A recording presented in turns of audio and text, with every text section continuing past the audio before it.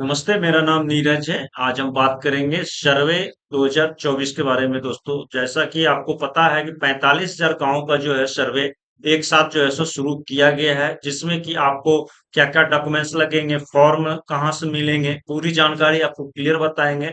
क्योंकि दोस्तों, आपको जो डॉक्यूमेंट्स हो गए उसके लिए जो नोटिस है उसकी भी जानकारी आपको रिलीज की गई है, जिसमें कि देख पाएंगे कि अगर आप सर्वे करवाते हैं तो सर्वे में आपको क्या क्या इंस्ट्रक्शन का फॉलो करना होगा और कौन कौन से जो फॉर्म होते हैं उसको भर के आपको देने होते हैं। तो पूरी जानकारी आपको 1 2 3 4 करके दिया गया है। तो इसमें आपको पूरी जानकारी बताएंगे कि किस प्रकार से आपको जो है सर्वे फॉर्म भरना है और कहाँ से आपको फॉर्म का जो है लिंक मिलेगा। आपको लिंक भी प्रोवाइड करेंगे जहां से कि आप डाउनलोड करके प्रिंट करवा सकते हैं, ताकि आपको कहीं भी चक्कर लगाने की जरूरत नहीं है।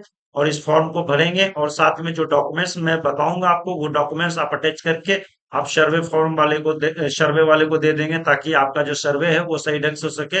और इसका जो इंस्ट्रक्शन है उसको जानकारी भी आपको पता होना चाहिए, ताकि आप सर्वे ढंग से करवा सके, ताकि आगे कोई भी प्रॉब्लम ना आए। तो पूरी जानकारी के लिए वीडियो में बने रहिएगा। और चैनल पर पहली बार विजिट कर रहे हैं तो चैनल को जरूर सब्सक्राइब करें, ताकि इसी तरह का अपडेट हमारे चैनल के माध्यम से आपको मिलता रहेगा। तो चलिए स्टार्ट करते हैं और समझते हैं कि किस प्रकार से आपकी डिटेल निकाली गई है। तो देख सकते हैं कि पहले बताया गया है कि रैयतों के कर्तव्य क्या है। ठीक है, अगर आप सर्वे करवाते हैं तो इसके लिए आपका जो कर्तव्य है वो क्या है, इस चीज को समझ लीजिए। देख लीजिए, निम्न प्रकार के हैं। किश्तवार एवं खानापूरी के समय रैयत को यथासंभव जमीन पर उपस्थित रहना चाहिए। यानी कि आप जब सर्वे करवा रहे हैं तो आपका जब जमीन पर सर्वे हो रहा है तो वहां पर आपको रहना अनिवार्य है। जरूरत पड़ने पर सरजमीन पर भी घूमकर अपनी जमीन की चौहद्दी बताना होगा। अगर आप उनको चौहद्दी समझ में नहीं आता तो आप बताएंगे कि यहाँ से यहाँ तक आपकी जो चौहद्दी है, उत्तर है, पूरा पश्चिम जो भी है वो बताना पड़ेगा।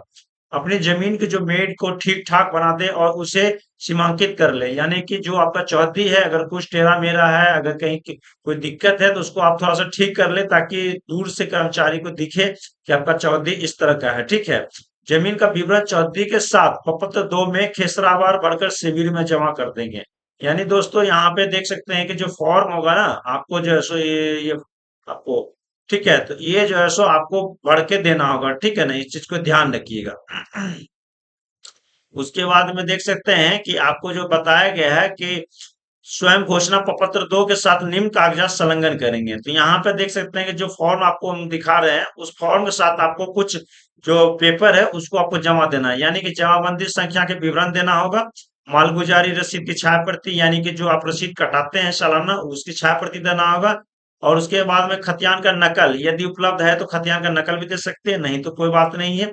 आपकी अगर केवाला है तो फिर खतियान नहीं होगा। अगर पूर्वज का जमीन है तो खतियान का नकल भी होगा आपके पास। मृत जमाबंदी रैयत की मृत्यु की तिथि, मृत्यु प्रमाण पत्र की छाया प्रति देंगे। यानी कि जो जिनकी मृत्यु हो गई है उनका रैयत का मृत्यु का तिथि के साथ साथ जो मृत्यु प्रमाण पत्र होगा उसका छाया प्रति लगाएंगे। आवेदक या हित अर्जन करने वाले का मृतक का वारिस होने का प्रमाण, यानी कि जो वंशावली होगा वो आप बना कर देंगे और यहाँ पे घोषित किया जाएगा कि इनके मरने के बाद में मेरा यहाँ पे हक है। ठीक है, सक्षम न्यायालय का आदेश हो तो उसकी सच्ची प्रति, तो यानी कि जो न्यायालय का जो आदेश वगैरह का कुछ पेपर होगा तो उसको भी आप जो सो उसका कॉपी देंगे। रैयत अपनी वंशावली प्रपत्र 3(1) में भरकर संलग्न कागजात के साथ शिविर में जमा करेंगे। यानी कि दोस्तों, आपका जो वंशावली प्रपत्र 3(1) है उसको भरकर आप कागजात के साथ शिविर में जमा करेंगे। फॉर्म हम आपको अभी पूरा दिखाने वाले हैं कि कहाँ से फॉर्म डाउनलोड करेंगे, आगे बात कर लेंगे। प्रपत्र 7 में हम एलपीएम मिलने के बाद ठीक से जांच कर ले, गलत होने पर प्रपत्र 8 में आपत्ति थे। यानी कि जब आपको प्रपत्र 7 एलपीएम मिलेगा और उसको जांच कर लेंगे, गलती होता है तो 8 भरेंगे, नहीं अगर गलती है तो कोई दिक्कत नहीं है। सुनवाई के दौरान समय पर उपस्थित होकर अपना पक्ष रखेंगे। और किसी तरह का कोई प्रॉब्लम है, सुनवाई हो रहा है तो उस समय आपको प्रेजेंट रहना होगा। प्रारूप अधिकार अभिलेख मानचित्र की जांच कर ले, गलती हो तो प्रपत्र 14 में आपत्ति दायर करेंगे। यानी जो उनके तरफ से मानचित्र वगैरह आपको मिलेगा, वो जांच कर लेगा, कहीं गलत रहेगा तो आपको प्रपत्र 14 में आपत्ति दायर करना होगा, नहीं तो आपको 14 में आपत्ति दायर नहीं करना होगा। अंतिम रूप से जो तैयार अधिकारी अभिलेख एवं मानचित्र का अवलोकन करेंगे, गलत हो तो प्रपत्र 21 में आपत्ति देंगे। तो इस चीज को ध्यान रखिएगा, जो उनका जो है सो तैयार अधिकार अभिलेख जो तैयार करेंगे मानचित्र का, अगर उसमें कोई गलत होगा तो आप 21 में आपत्ति करेंगे, नहीं तो 21 में जरूरत नहीं है। अधिकार अभिलेख खतियान की एक प्रति शिविर आप जो है सो अवश्य प्राप्त कर ले। तो इस तरह से जो आपका एक खतियान का एक प्रति जो शिविर होगा वहां का एक कागजात आपको अपने पास में रख लेना, ताकि इससे क्लियर होगा कि आपने जो है सो ये सर्वे करवाया है, ठीक है। अब देख सकते हैं कि आपको जो ये फॉर्म दिखा रहे हैं, ये फॉर्म जो प्रपत्र 2 है, ठीक है। यहाँ पे देख सकते हैं कि प्रपत्र 2 है, इस प्रपत्र 2 को जो है सो आपको भरना होगा। देख सकते हैं ये रैयत का जो है सो यहाँ पे सारा कुछ डिटेल दिया गया है कि स्वयं घोषणा प्रपत्र जो यहाँ पे मांगा जा रहा है ना, स्वयं घोषणा प्रपत्र, यहाँ पे आप देख सकते हैं कि स्वयं घोषणा प्रपत्र 2 ये मांगा जा रहा है ना, ये स्वयं प्रपत्र घोषणा 2 है, ठीक है। इसमें आपको जो है सो सब कुछ भर देना है, और भरने के बाद में देख सकते हैं कि राजस्व ग्राम जो होगा वो थाना डालना होगा। उसके बाद में यहाँ पे देख सकते हैं कि हल्का नंबर आप डालेंगे। उसके बाद में यहाँ पे आप जो है नीचे आ जाएंगे, जिला का नाम आएगा यहाँ पे, और फिर यहाँ पे देख सकते हैं कि आपका जो अंचल का नाम है, वो अंचल का नाम यहाँ पे डालेंगे। उसके बाद में पुलिस थाना जो नंबर होता है 204 804 जो भी होता है वो डालेंगे। उसके साथ साथ रैयत का नाम यहाँ डाल देंगे, अस्थाई पता डालेंगे, खाता खेसरा रकबा जो होता है, इसमें जो भी आपको दिया गया है ना, सब इसमें आपको फिलअप कर देना है, ठीक है। अब देख सकते हैं कि दूसरा फॉर्म हम दिखा रहे हैं प्रपत्र 3-1, ठीक है। तो प्रपत्र 3-1 देख सकते हैं कि यहाँ पे आपको जो शिविर प्रभारी अंचल का नाम, जिला, ये सब भरना होगा। और उसके बाद में देख सकते हैं स्वयं की वंशावली समर्पित करने के संबंध में, तो यहाँ पे आपको देख सकते हैं कि सारा डिटेल दिया गया है। इस डिटेल को आपको क्या करना होगा, भर लेना होगा। भरने के बाद में यहाँ पे याचिका का हस्ताक्षर, तो यहाँ पे आप जो है सो हस्ताक्षर कर लेंगे। उसके बाद में तीसरा फॉर्म देख सकते हैं कि हमारे पास में वंशावली दाखिल जो है सो ये वो है, ठीक है।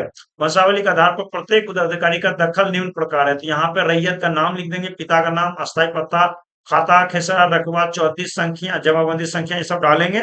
और यहाँ पे दिया गया है सारा कुछ डिटेल देख सकते हैं अनुलेखन में, और वो सब कुछ करने के बाद में यहाँ पे आपको साइन कर लेना होगा। इस तरह से यहाँ पे आपको सभी का फॉर्म का जो है ना आपको लिंक मिल जाएगा, जहां से कि आप डाउनलोड कर पाएंगे, और पूरी तरह से जानकारी ने ऑलमोस्ट आपको बता दिया है कि रैयतों का क्या कर्तव्य है, किस प्रकार से आप सर्वे करवाएंगे। क्योंकि आपको सर्वे जो है सो इसी प्रकार से करवाना है, कोई भी गलती ना करे, क्योंकि ये सर्वे जो है सो आपका एक बार हो जाता है, उसके बाद में सुधार होने में बहुत प्रॉब्लम आएगी।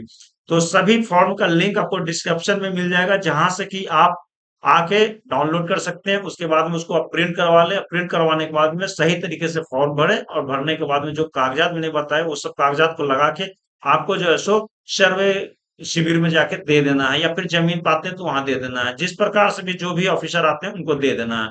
तो इस तरह से आपको पूरी जानकारी बताया है। चैनल को जरूर सब्सक्राइब करो, वीडियो को अधिक से अधिक शेयर कर दे, ऐसे तमाम जो भी होंगे उन तक ये जानकारी पहुंच सके। Thank you.